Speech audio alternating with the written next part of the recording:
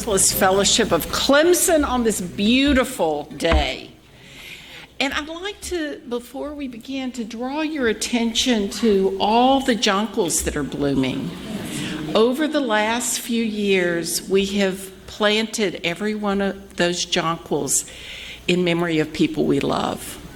So in the spring, I always like to remember that, you know, those are our loving memories that are in blossom. So make sure before you leave this morning to look at those. There's a lot going on right now. I want to draw your attention to the announcements in the order of service. Particularly, I want to thank the Safety Committee.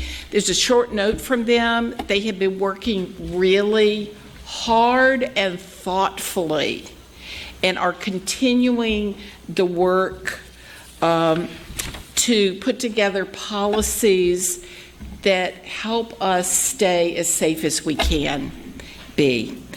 Also, next week, after the service, there's a special congregational meeting. And this Thursday, you don't need to cook. You can just come to Super Supper at 6 and have soup and salad and some board games with the board, and or not. But come join us. It'll be a fun evening. I also want to say that we also have another workshop that's being taught on March the 11th after the service, and that is a safer congregation workshop. Please read the announcement. This is important work that we're doing for safety also. Petra, where are you? There you are. So after the service today, there's a silent auction committee meeting, and she would appreciate any help that you have to offer in the next weeks. So please take note of these and all our other announcements, and I invite us to gather our hearts and minds in a spirit of worship as we share our music for meditation.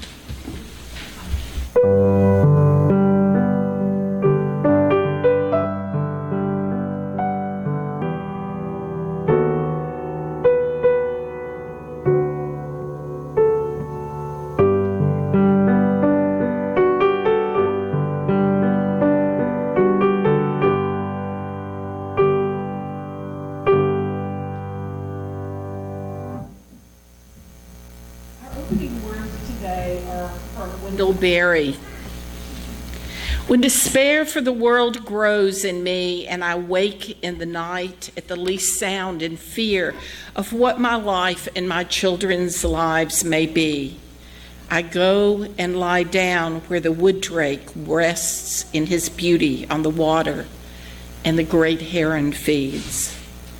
I come into the peace of wild things who do not tax their lives with forethought of grief.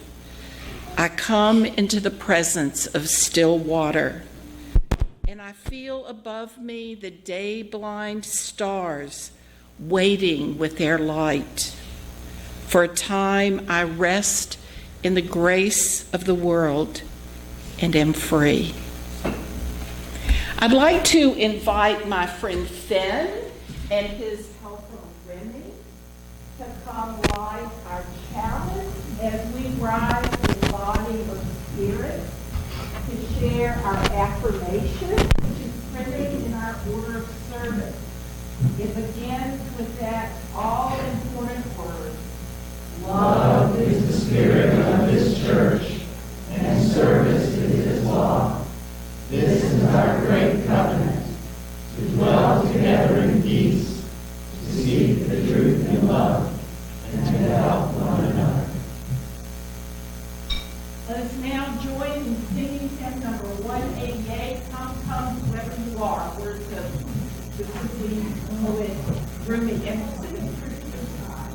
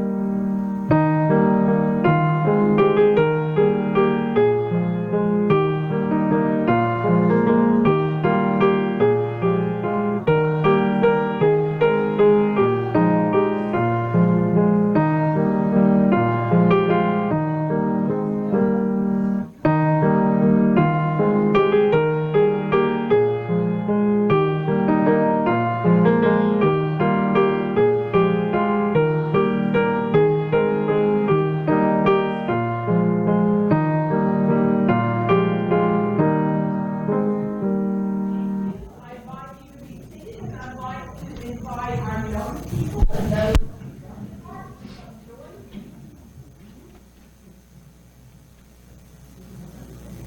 everybody shy. Come up here. Oh, thank you, Gabriel. Thank you. Oh, boy. That's the first one. Come up. You know what? Today, we are learning, or this whole month, we're learning and talking about a really big word. It's called perseverance. Can y'all say that? Perseverance. All right. Now then, I personally feel like y'all and your age help us who are older remember about perseverance. Because you know what it means? It's when you keep trying. Even when it's really hard and you try again, and it's really hard when you keep trying. Because what would happen if all of us tried to walk for the first time and couldn't do it? You got up and tried again, didn't you? Or you scooted across the floor, or maybe crawled on one elbow, and you kept at it until you learned to walk. Now, did you learn to ride a bicycle this year? Did you work on that? You think so? So it's pretty hard the first time. So you have to practice over and over again. And that is perseverance. You know, this is something that you've done that was really hard the first time. And you kept working on it. Huh? Putting a sweater on your dog. You know what? I only have a cat. I would totally not try it. No. What about you, Henry?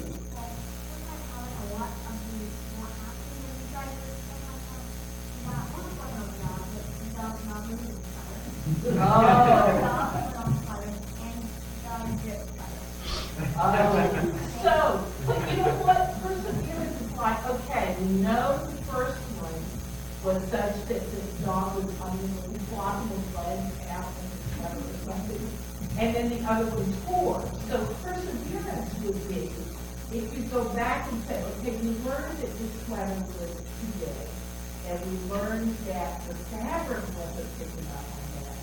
So this time, we're going to try it with a different kind of thing. And how many of, let's look at the brothers, how many of us who are older have you tried different things in our lives until they work? Look, there's all these people, everybody's raising their hand.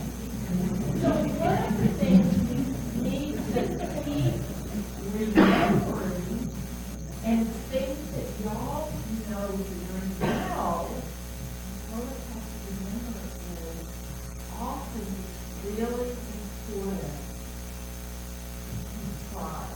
It's really important to us. We have to keep trying and practicing. That's how we learn. It is skill. That's how Corey learned to play the piano. That's how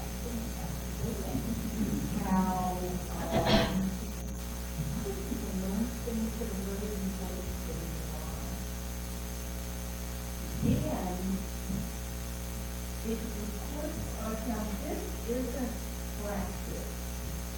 But you know, when we gather our senses, you know, we won't see the people.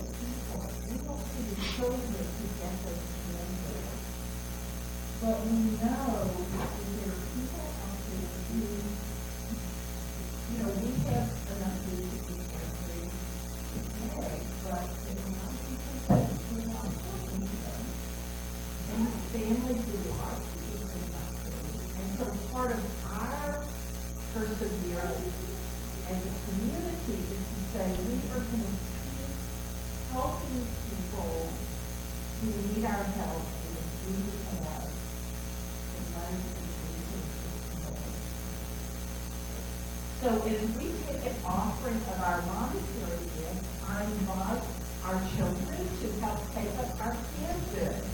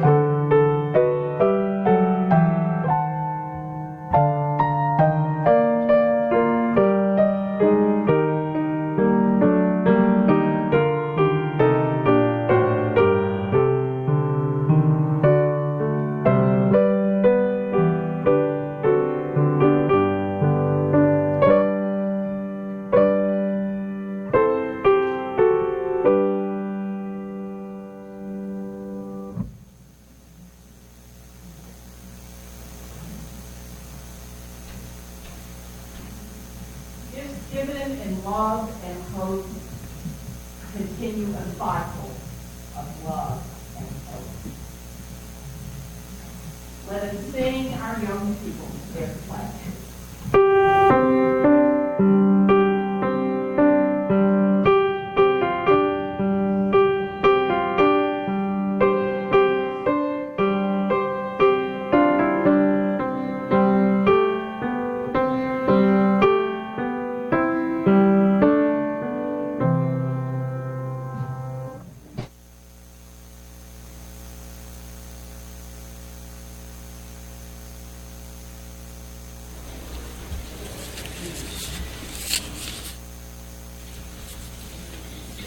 It is our tradition in this congregation to share our joys and our celebrations. And it's always a joy for us when people are visiting on Sunday morning. And first, I'd like to welcome the Reverend Dr. Elizabeth Munira Reed. She has been here before, but welcome back as our guest minister. She led a workshop yesterday, Embracing the Dragon of Fundamentalism, and also a Dances of Universal Peace. So it's been a fun and full weekend. And if those of you who are visiting for the first or second time and feel comfortable standing and telling us who you are and where you're from, I invite you to do so at this time.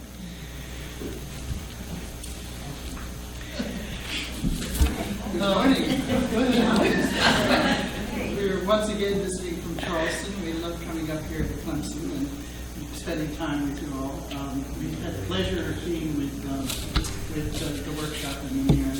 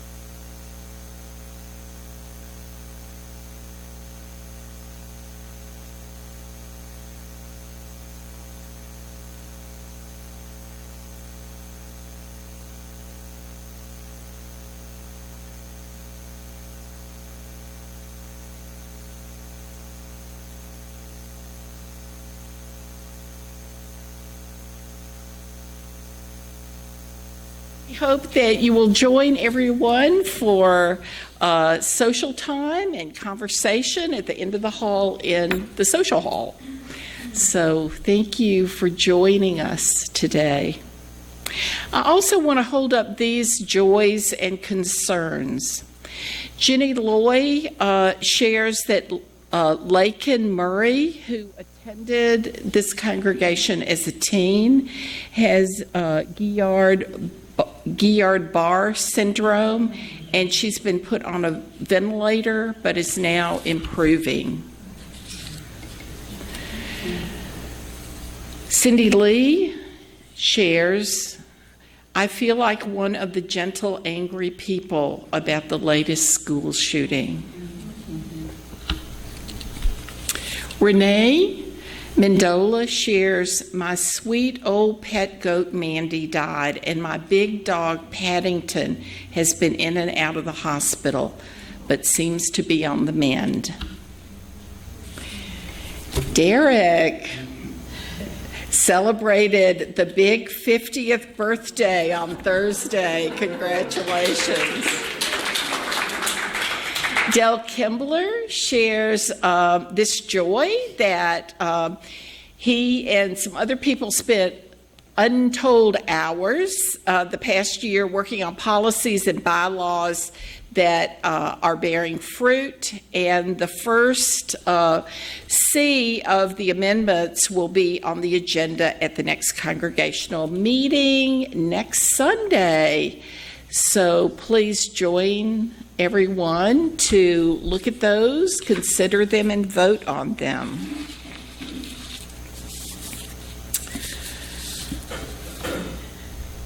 This last shooting feels different. It shouldn't feel different. It's more of our children and their teachers who were murdered. But I'm impressed by the strength of the students who are saying, we're done. You have to take care of us. You grown-ups have to take care of us. And, you know, it's sort of humiliating for those of us who are adults to have to be led by the children. But, you know, isn't that what Jesus said? And a child will lead them.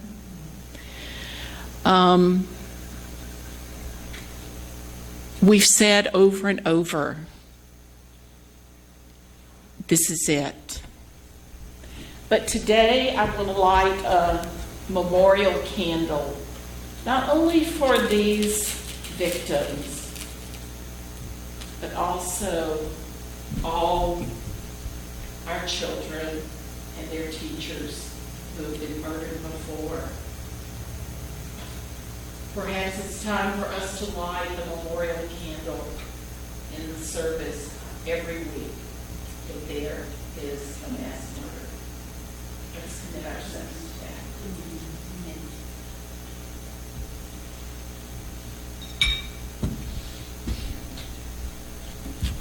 We need to put our feet and our hands where our hearts are and our votes.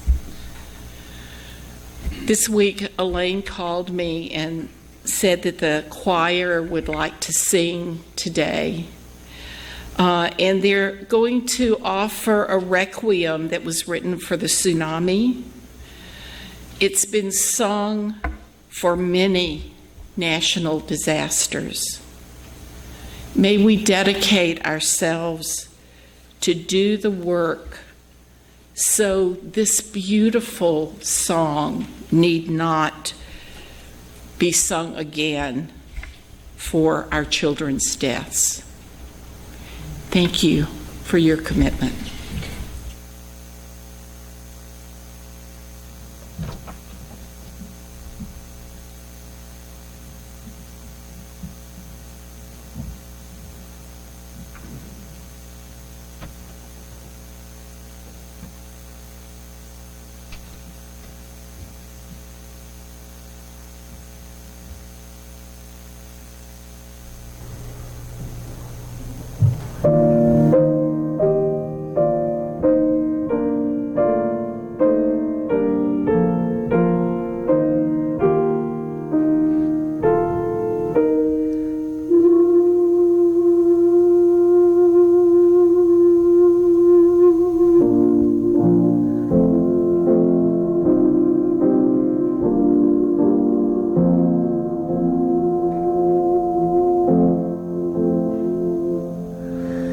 Mother Mary, full of grace, awaken.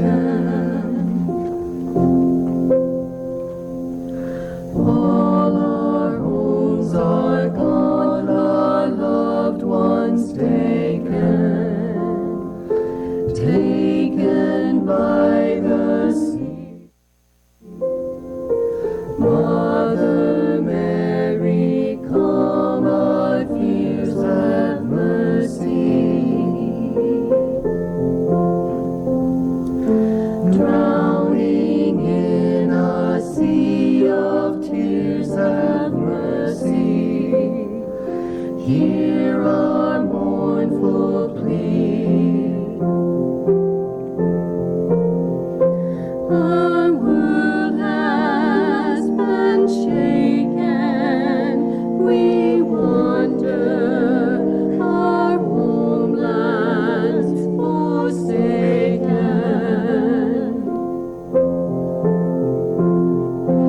In the dark night of the soul, bring some comfort to us all.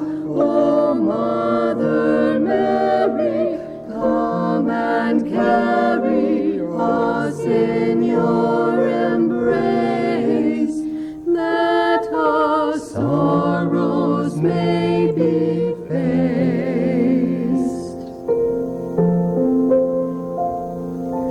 Mary, fill the glass to overflowing.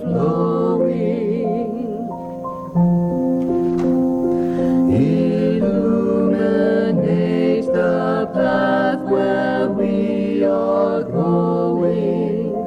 Have mercy on us all. In funeral fires burning, each flame to your mystery returning. In the dark night of the soul, your shattered dreamers, make them whole. O Mother Mary, find us where we've fallen out of grace. Lead us to a higher place.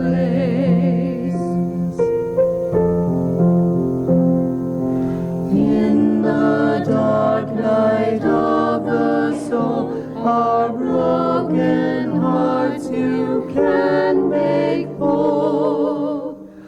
O Mother Mary, come and carry us in your embrace. Let us see your gentle face. Mary.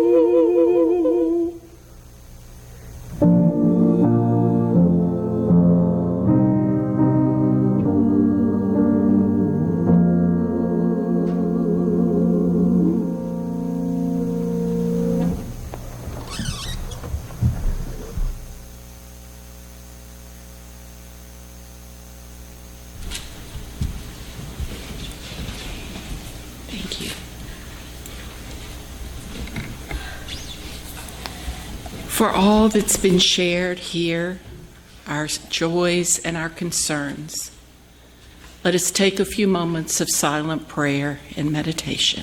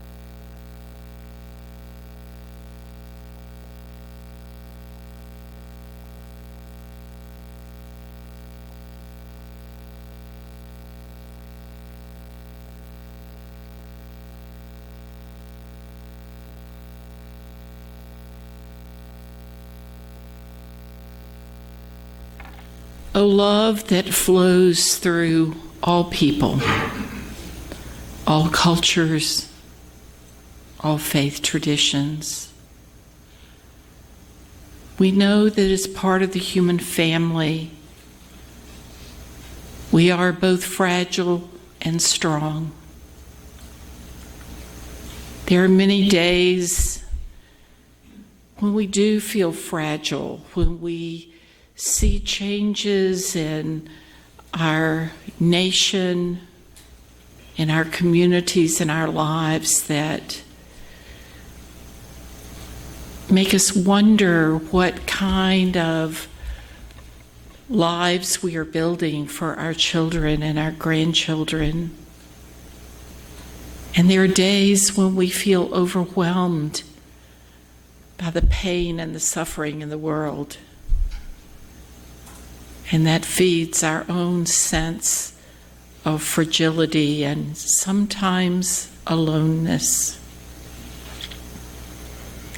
And yet we know that deep in the core of each human spirit is a power and a strength, a compassion and a love that can be brought out. To come home. My home is West Point, Georgia. For those that don't know, if you are headed south out of Atlanta down I-85, it's the last Georgia town before you cross into Alabama. During the Civil War, the Atlanta and West Point Railroad ran between East Point in Atlanta, around where the airport now is, East Point and West Point, hence that's the name of our town. Born and raised there and educated around in Georgia, and went to Emory University for seminary, where Terry and I first connected. And we each had our respective paths that took us to find a home outside of the United Methodism, where we were both serving, into other more universalist-oriented paths. For Terry, it was the UUs, and for me, it was through a Western branch of Universal Sufism. So that same impetus somehow is alive and well, and for me, I think it is a growing impetus, and we're seeing, despite the political climate that we live in today, my feeling, belief, and I think some research is showing that more and more people are yearning for and turning to a consciousness that has love and respect at the core for all beings. At least I choose to believe and live from that hope. I'm going to begin with, there's a chant in the bulletin. And we're going to begin because Sufis, we like to sing. Some Sufis sing and chant a lot. Some do spoken, almost rhythmic chant-like. And others, and I'm part of an order that likes to dance. We do these simple circle dances. I'm not going to ask you to dance. We spent Friday afternoon and evening, working with some people who are dance leaders in this area. People are around this area from Asheville and from up to Tennessee and Columbia and down to Charleston are willing to come, and either they're developing as dance leaders or they're supporting people who are developing. And we had a great day Friday, and then a workshop Saturday, and last night sharing an open Dances of Universal Peace group here too. So the workshop was very lovely, grounded by the UU membership, welcoming in people from these Sufi or dances or Aramaic seekers and searchers. This Aramaic chant, it combines Aramaic with Arabic. Terry studied with the teacher that I've also studied with for over 20 years, and I teach his work. It's a name you'll hear him called, Neil Douglas Klotz. You've probably heard it here before, not only from me, but also from Terry. He wrote a book called Prayers of the Cosmos that blew apart our understandings of the words of Yeshua or Jesus in the New Testament. And I've spoken on that before, where Jesus called the divine Awun or Allah.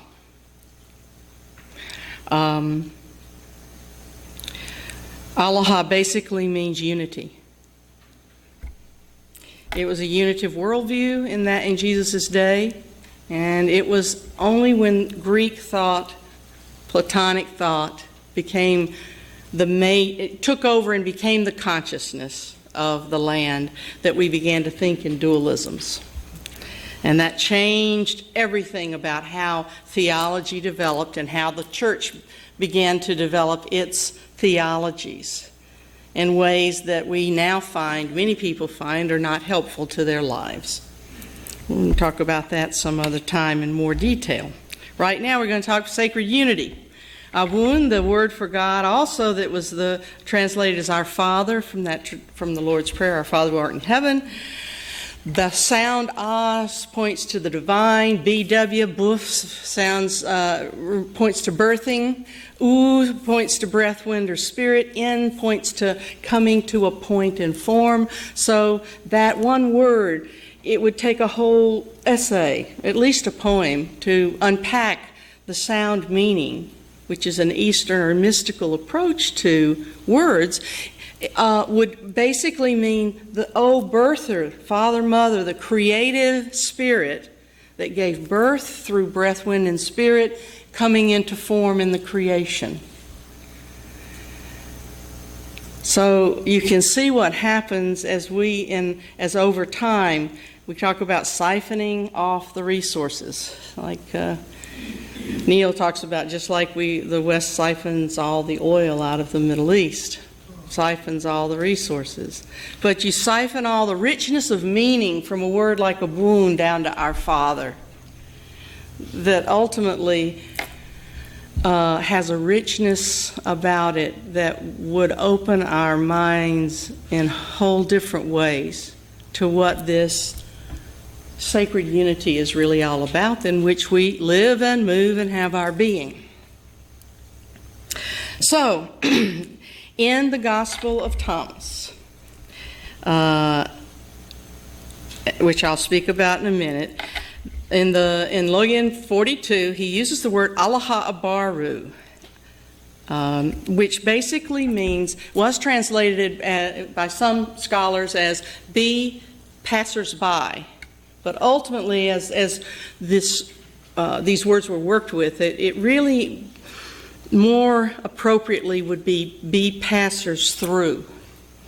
That the intent of the word is if one moves through something, not by or around something, it moves through something. So we're going to chant Allaha Baru, and then we're going to chant La ilaha illallah. And this is just joining our hearts with our Islamic, Muslim, or Sufi cousins who speak Arabic, and in that phrase that means there's no reality but the reality of the one being. La ilaha illallah. And in Aramaic you'd say La ilaha illallah. You see the closeness of these Semitic words. They have the same roots and they point to the same meanings, which is unity. Ultimately, we're saying unity, unity, unity, unity. That's what we're saying. So,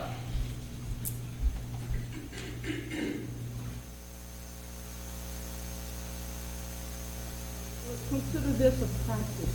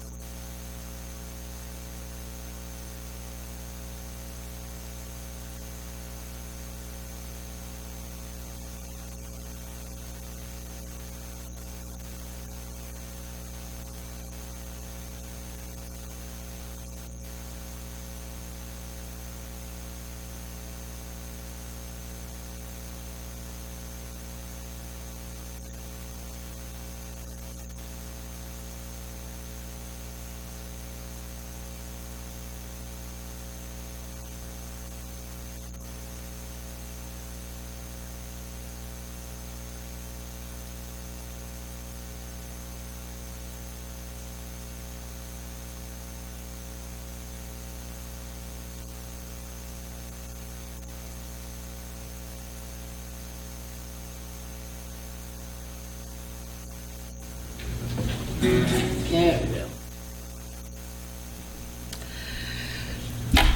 Alaha Baru. These words are found in the Logan 42 of the Gospel of Thomas. And I know from Terry that she has already been preaching to you on and from the Gospel of Thomas. You already know a little bit about it, and I think there's more yet to come. So I'm not going to spend a lot of time, trying to bring you on board about Gospel of Thomas, except to say a few things. It was a more spiritualized gospel. So when I was in seminary, we were taught that it was more like a heresy, or if nothing else, we looked down upon it because it was looked upon, because it was spiritualized, it was seen as sort of like the holy roller types of the early centuries. And because we didn't want to be identified in that strand, it was just something that we knew existed over here, but not something to give any attention to. It was only later, and particularly now, that mysticism and having a deep personal spiritual practice is something that is respectable these days. Something that we actually all yearn for, no matter what our theology is, no matter whether, we're liberal or conservative or progressive or humanist. We're looking for a place to live from the heart. And that's what spiritual practice does. And so now there's a sense of valuing some of these texts, like the Gospel of Thomas and others, that show us a different kind of wisdom.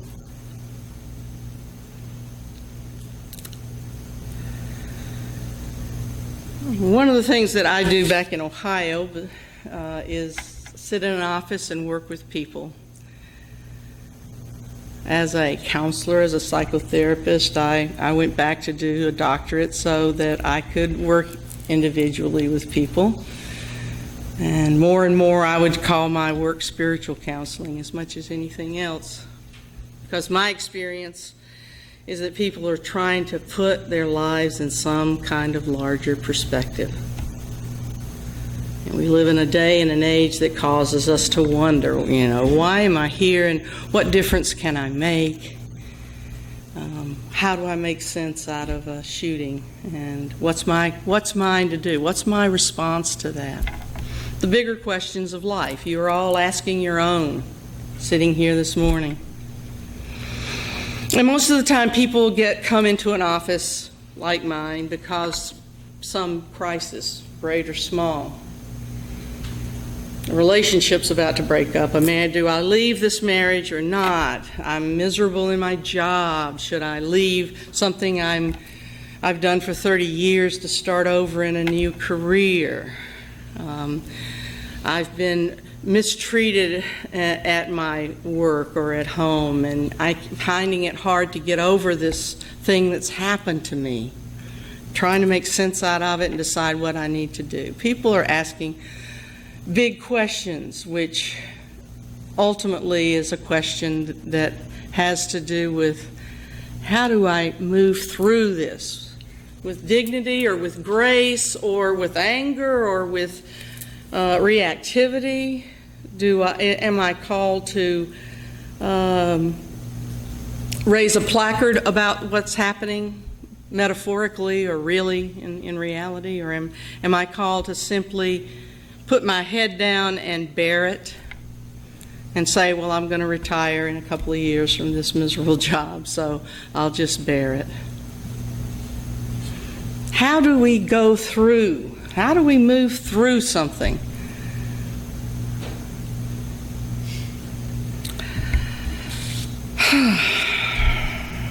Yeshua faced a similar kind of dilemma. These words in Thomas were coming at the end of his ministry, and he knew the end was coming. As a prophet, he was upsetting the apple cart in the world. He was upturning tables in the temple and saying radical things that were going to create problems with both the Pharisees and the Sadducees. It was clear that there was no way that this was not going to end in not only imprisonment, but probably and most likely in death. And at the same time, there were plenty of points along the way in those last weeks, and particularly that last week, where clearly there could have been a new decision made. How am I going to move through this? Which means I could have chosen to flee to the desert. There were plenty of welcoming persons and communities out in the desert that would have hidden him away, taken him in, or he could have fled to another country and just been a forgotten prophet. And yet, for him, that perseverance was, this is mine to do, to preach a word, to preach however, many people understand Jesus' words in different ways, but to say, here I stand, I can't do any other, and I will go to the death. And so he's hanging around with the disciples who are saying, what are we going to do? What are we going to do when you're gone? And his answer was, Allah Baru. Keep passing through. There is no quick and easy answer. There's no quick and easy answer in a therapist office to how am I going to deal with this marriage, or how am I going to deal with this job or this situation. There are strategies, there are tools, yes. Ultimately, how am I going to get through the grief of losing my beloved spouse of 50 years? There is no way through grief but through it. And yes, you can go to a grief counselor, and you can go to therapy groups, and you can go to support groups, and you can read about grief. Those are the tools. But there's no way through it but through it. We don't, as humans, necessarily like to hear that response, because we'd all like a quick way out. And I often say to people, if I had the quick way out, I'd write a self-help book about it, and I'd be a millionaire right now. There's no quick fix, and we're our quick fix culture. It's not there. The question becomes, how do I do this with grace? How do I move through this with grace? And I must decide how I will stand. And I know the church here has actually been wrestling with an issue about a sign in the front lawn. Every time we make a stand about any issue, or the sign that exists right now, we are welcoming to all. Okay, we say that. As a church, as a fellowship, we say we're welcoming to all. And we're willing to hold our heads high and proud in the community to say that's what we represent, knowing that some people would fundamentally disagree with welcoming certain groups that they find as unacceptable or sinners or unsaved. That's one way of moving through. To hold your head high and to meet, as we talked about embracing fundamentalism yesterday, to simply embrace people with love and respect, allowing each person, meeting them, as we said, with civility, allowing each person to hold their perspective, but trying to meet them at a heart level of saying, I know that you are a child of the universe as I am too, and I will not let your anger or your judgments define who I am. But I also won't let those judgments turn me into someone who is equally as angry or rejecting or as judgmental. I will not go to your level. I will embrace you and be stand here as an act of love and inclusivity of even those, as Jesus even said, love those who would hate you. Love those who would hate you.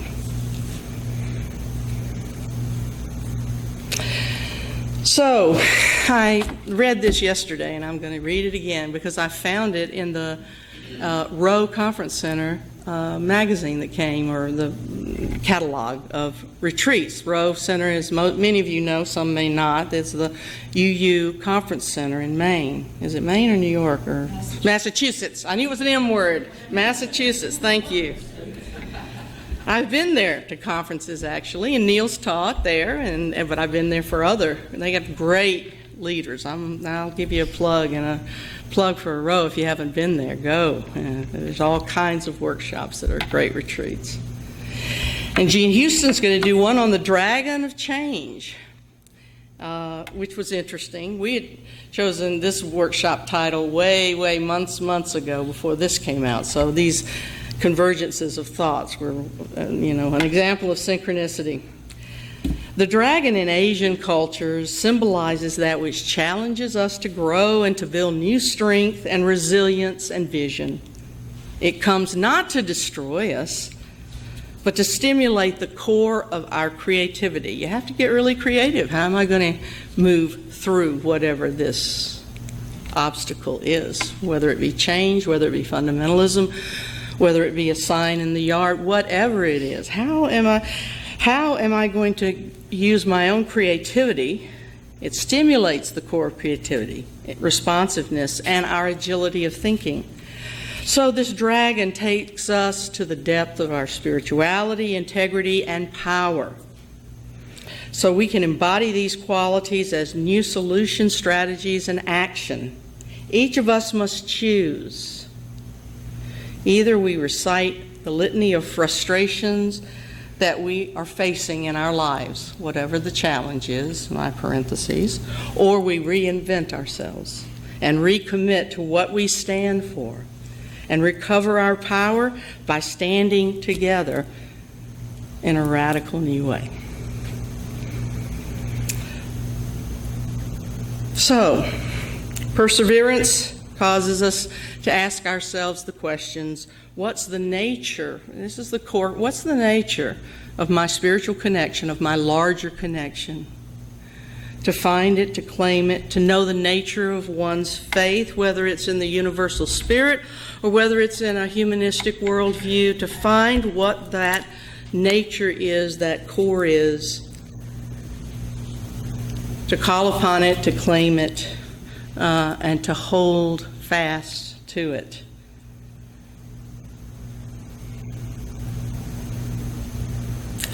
When there's no way through but through, the way through is simply to walk in love.